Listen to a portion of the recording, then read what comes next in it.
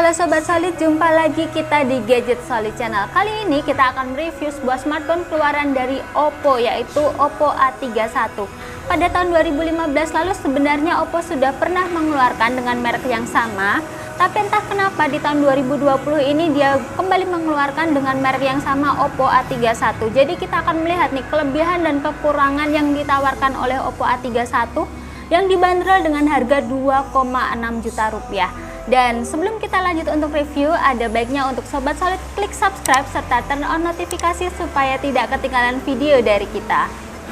Oppo A31 ini menawarkan dua varian warna, yaitu putih fantasi dan mystery black.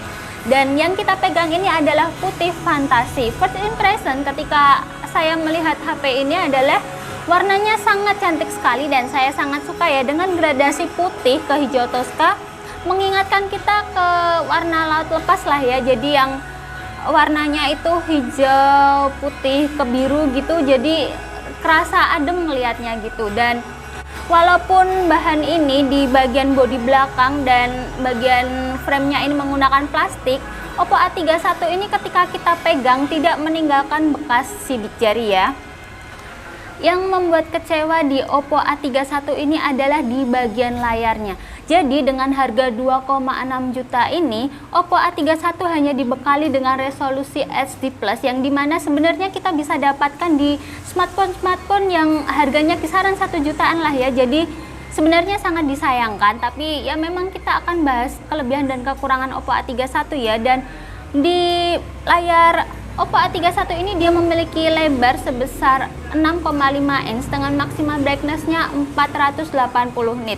Dan warna yang dihasilkan pun sebenarnya dengan panel IPS LCD ini, warna yang dihasilkan memang tidak bagus-bagus banget, juga tidak jelek-jelek banget. Jadi ya biasa saja sih menurut saya ya. Di Oppo A31 ini sebenarnya saya kurang yakin apakah dia sudah ada Corning Gorilla Glass-nya atau belum. Tapi di paket penjualan Oppo ini sudah menyertakan tempered glass ya. Jadi Sobat Solid tenang saja, tetap terproteksi. Walaupun launching 13 Februari lalu, namun Oppo A31 ini masih berjalan dengan berbasis Android 9 Pie dan juga menggunakan ColorOS 6.1. Ya semoga dengan adanya update nanti Oppo A31 bisa mendapatkan ColorOS 7. Harusnya sih dapat ya, kan masih baru gitu. Menggunakan chipset MediaTek P35 dan GPU Power VR3820, Oppo A31 ini memperoleh skor dari Antutu sebesar 105.000 sekian. Untuk scrolling multitasking, Oppo A31 ini sangat lancar, apalagi didukung dengan RAM 4GB dan internal storage-nya 128GB. Jadi dapat memberikan keleluasaan dalam penggunaannya. Untuk performa gamingnya sebenarnya sangat kecewa sih ya, karena Oppo yang dibanderol dengan harga 2,6 jutaan, dia hanya bisa memainkan game seperti PUBG dan COD Mobile dengan settingan low dan medium saja.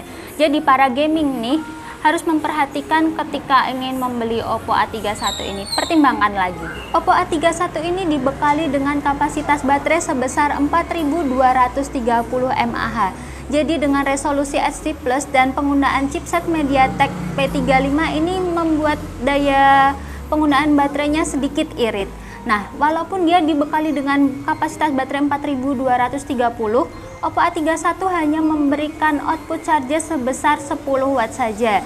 Dia belum support full fast chargingnya. Jadi bagi Sobat Solid nih, ketika mengisi baterai dari 0 sampai 100%, dia membutuhkan waktu sekitar 2 jam lebih. Dan catatan lagi, untuk port USB-nya sendiri dia memakai USB tipe B. Sangat disayangkan ya, karena dengan harga 2,6 juta dia masih memakai USB tipe B. Dan sebenarnya dengan harga segitu sih kita sudah bisa dapat USB tipe C seperti HP-HP yang kekinian ya. Dari fitur keamanan, Oppo A31 ini masih menggunakan fingerprint fisik konvensional pada bagian belakang HP. Dan untuk face unlock-nya dari segi kecepatan maupun akurasi pembacaan sudah tidak diragukan lagi karena sangat akurat dan cepat ya.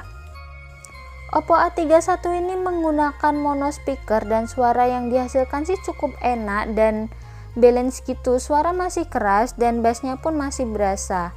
Dan ini dia hasil rekaman suara yang dihasilkan oleh Oppo A31.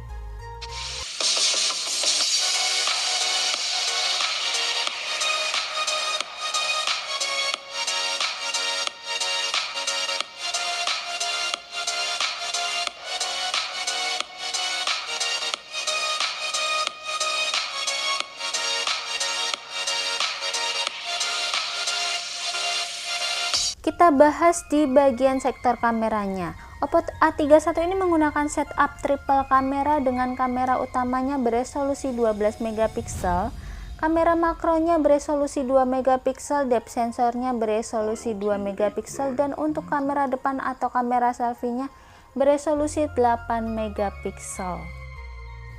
Dan untuk hasil foto yang dihasilkan khas Oppo banget sih ya, masih bagus dan cukup detail. Namun pada kondisi cukup cahaya pastinya, karena belum tersedia mode malam pada Oppo A31 ini. Semoga saja bisa didapatkan setelah ada update software nanti ya. Untuk perekaman video baik pada kamera depan atau belakang hanya mentok pada resolusi 1080p 30 fps saja dan belum didukung dengan stabilizer. Dan ini adalah hasil foto dan video yang dihasilkan oleh Oppo A31.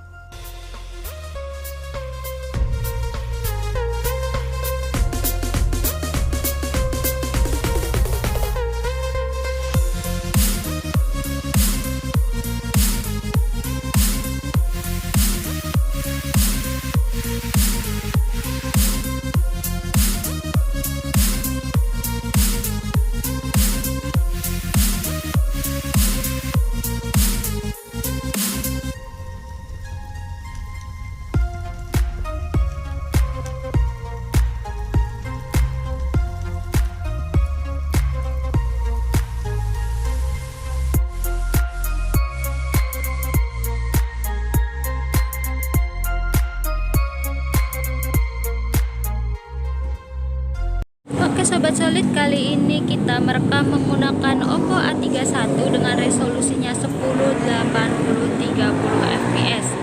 Jadi karena kita nggak sempat main jauh nih, kita hanya merekam di sekitaran kantor saja ya. Ini kita ada di bagian Semarang atas dan kita coba untuk sambil jalan. Untuk stabilisernya Oppo A31 ini memang belum memiliki stabilizer ya, jadi kemungkinan gambar yang dihasilkan akan goyang. Sekarang kita cek untuk kamera depannya. Dan ini adalah hasil perekaman video menggunakan kamera depannya ya. Kita ini sambil jalan sampai di lantai 8. Jadi agak ngos-ngosan, oh my god. Langsung. Jadi sobat-sobat bisa cek hasilnya dan bisa tinggalkan komentar di bagian kolom komentar. Bye. Jadi worth it nggak sih untuk kita beli Oppo A31 di harga 2,599 juta? Kalau menurut saya pribadi sih, dengan melihat speknya saya rasa sangat kurang ya, atau saya belum tertarik untuk membelinya kecuali dia sudah turun harga nanti. Dan itu dia hasil review kita untuk Oppo A31. Jangan lupa untuk klik like, share, komen, serta nantikan video kita selanjutnya. Bye!